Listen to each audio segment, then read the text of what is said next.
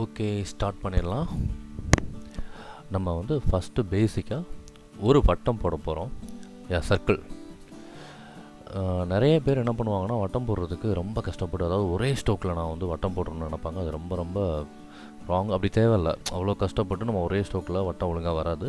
So நான் பார்த்தீங்கன்னா நிறையா ஸ்ட்ரோக்ஸ் யூஸ் பண்ணுறேன். பாருங்கள் எவ்வளோ ஸ்ட்ரோக்ஸ் யூஸ் பண்ணுறேன். ஆனால் நம்மளுக்கு தேவை அவுட்புட், வட்டம் கரெக்டாக இருக்கா அப்படின்ட்டு. ஸோ வட்டம் போட்டாச்சு. ஈஸியாக வட்டம் போட்டு ஜஸ்ட் ப்ராக்டிஸ் பண்ணிங்கன்னா வட்டம் வந்துடும். இப்போது அதை ரெண்டாக நான் போட்டிருக்க மாதிரியே ரெண்டாக வந்து ஜஸ்ட்டு 2 பீஸாக ஒரு சின்ன ப்ளஸ் மாதிரி இந்த மாதிரி பிரிச்சுக்கோங்க. இப்போது அடுத்து என்ன பண்ணணும் அப்படின்னாக்கா, ஒரு 4 பகுதி பிரிக்கணும். இதுதான் ஃபஸ்ட்டு பகுதி. இப்போ என்னென்னா, இதே அளவு நான் மேலேயும் பிரிச்சுக்கிறேன். மேலே உள்ள ஃபஸ்ட்டு கோடு நெத்திக்கானது, நடுவில் உள்ள அந்த இது ப்ளஸ்ஸை கிராஸ் பண்ணுற அந்த இடம் இந்த கண்ணுக்கானது, 3வது இருந்தது மூக்குக்கானது, இது வந்து கண்ணுக்கான இடம், இது நோஸு. இப்போ அதே அளவு திரும்பியும் இதுதான் வந்து சின், அதாவது உங்களோட நாடி காணுது. இப்போ அங்கேருந்து ஸ்ட்ரைட்டாக ஒரு கோடு, ரொம்ப சிம்பிளாக ஸ்ட்ரைட்டாக ஒரு கோடு. இப்போது இதில் ரெண்டாக பிரிச்சுக்கோங்க. இங்கேருந்து இது வரைக்கும் உள்ள பகுதியை ரெண்டாக பிரிச்சுக்கோங்க. ஓகே, ஒரு புள்ளி வச்சுட்டேன். அங்கே ஒரு சர்க்கிள், ஒரு நீள்வட்டம் ஒன்று போடுறேன். இப்போது நடுவில் ஒரு கோடு ஆல்ரெடி இருக்கு இல்லையா, இப்போ அதை ரெண்டாக பிரிச்சுக்கலாம். இது ரொம்ப ரொம்ப பேசிக்கு. நீங்கள் எப்போ வந்து இந்த மாதிரி 3/4 வரைஞ்சாலும், ஒரு ஃபேஸை வரைகிறீங்க 3/4 அப்படி வரைஞ்சாலும் இந்த பேசிக்கான விஷயத்தை நீங்கள் ஃபாலோ பண்ணி ஆகணும். அதாவது நல்லா நான் வச்சுக்கோங்க, ஒரு சர்க்கிள் போடுறீங்க, அதை நான் பண்ண மாதிரி ரெண்டாக பிரிச்சுக்கிறீங்க. அதில் வந்து கரெக்டாக இந்த மாதிரி 4 பகுதியாக பிரிச்சுக்கோங்க. தென் வந்து அந்த நீள்வட்டம் சைடுக்கு இப்போ கவனிங்க, சின்னதாக ஒரு பெண்டு போட்டேன். அந்த பெண்டு பார்த்துக்கோங்க. அந்த பெண்டை பார்த்துட்டு அது மாதிரி ட்ரை பண்ணுங்கள். அப்புறம் ஆமாம், அதாவது தாவாங்கட்டை, அதை நான் வந்து பண்ணிட்டேன். இப்போது இந்த இடத்துல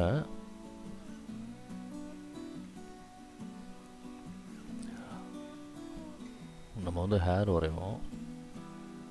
ஹேருக்கு முன்னாடி ஒரு முக்கியமான விஷயம் என்னென்னா, இந்த ரவுண்டில் உள்ள இந்த பர்டிகுலர் இந்த பகுதி இருக்கு இல்லையா, இங்கே தான் வந்து காது. இந்த இடத்துல சிம்பிளாக நீங்கள் காதை போட்டாவே போதும். ஏன்னா கண்ணுலேருந்து மூக்கு முடிகிற அளவு இருக்கு இல்லையா, அதுதான் காதுக்கான அளவு. ஸோ அந்த அளவு அங்கே இருக்கிறதுனால நம்ம காது போட்டோம். இப்போ நம்ம அந்த கண்ணு மூக்கெலாம் வரைஞ்சிடலாம். நல்லா கவனிங்க, கண்ணு போடுறதுக்கு முன்னாடி ஒரு சின்ன பெண்டு ஒன்று போட்டேன். ஏன்னா கண் இருக்கிற இடம் எப்போயுமே நீங்கள் சைடில் பார்க்கும்போது அந்த மாதிரி பல்ஜாக இருக்கும். இப்போ புருவம்,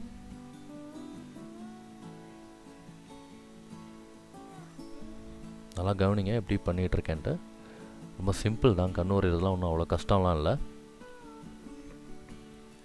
நான் எப்படி வரைகிறேனோ அதை ஜஸ்ட் அப்படியே ஃபாலோ பண்ணி ஃபஸ்ட்டு வரைஞ்சி பாருங்கள்.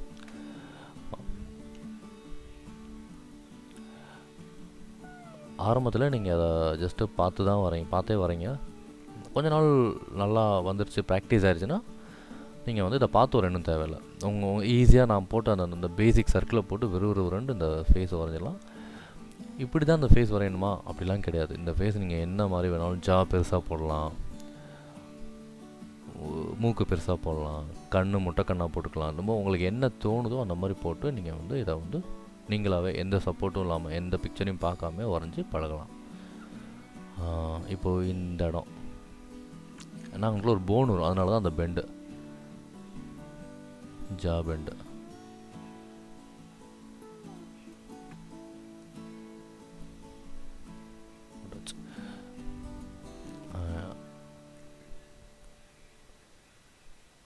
இப்போ வந்து அதை கிருதான்னு சொல்லுவோம் தமிழில், கிருதா. அந்த இடத்த வந்து ஃபில் பண்ணிடலாம். ஃபில் பண்ணிவிட்டு கழுத்து, ஹேர்லாம் ரொம்ப சிம்பிள். இவ்வளோதான், ரொம்ப சிம்பிள். நீங்கள் வந்து ஹேருக்கெலாம் ரொம்ப மெனக்கட்டு ஐயோ எப்படி வரும் போதும் அப்படிலாம் இல்லை. அவுட்லைன் தான், ரொம்ப சிம்பிளாக போட்டுக்கலாம்.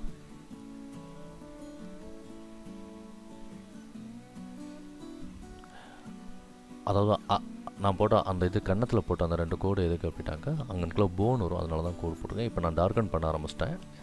ஏன்னா நம்ம எந்த படம் வரைஞ்சாலும் முக்கியமாக அந்த படத்தை கடைசி முடியும் போது டார்க் பண்ணிடுங்க. நம்ம டார்க் பண்ணாவே நம்ம வரைஞ்ச படம் எப்போயுமே மற்றவங்களோட பார்வையில் அட்ராக்டிவாக ஆகிடும். ஸோ பார்த்தோன்னே பளிச்சுன்னு தெரியணும் இல்லையா? இப்போ நான் ஃபஸ்ட்டு ஆரஞ்சு கலரில் பண்ணியிருந்தேன். அது நல்லா தான் வரைஞ்சிருந்தேன். இருந்தாலுமே நான் வந்து அடுத்து ஒரு கலர் டார்க்கான ஒரு கலரில் வந்து பண்ணும்போது அதோடய அவுட்புட் வந்து அட்ராக்டிவாக இருக்கும். உங்களுக்கு டிஃப்ரெண்ட் தெரியணுன்றதுக்காக நான் வந்து பச்சை கலர் யூஸ் பண்ணுறேன். நார்மலாக பிளாக் யூஸ் பண்ணிக்கலாம், இல்லை ப்ளூ யூஸ் பண்ணிக்கலாம், ரெண்டுமே நல்லாயிருக்கும்.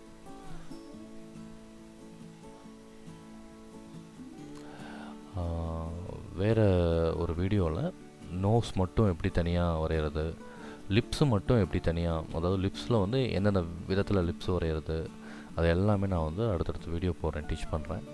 இப்போ நம்ம படத்தை முடிச்சிட்டோம்.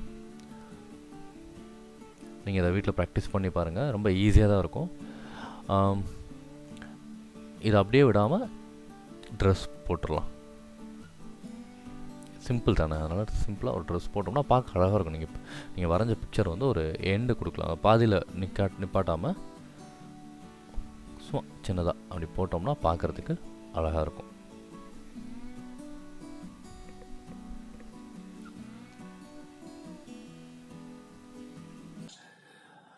மறக்காம என்னோட வீடியோக்கு லைக் பண்ணுங்க, ஷேர் பண்ணுங்க, நம்ம சேனலுக்கு சப்ஸ்கிரைப் பண்ணுங்க.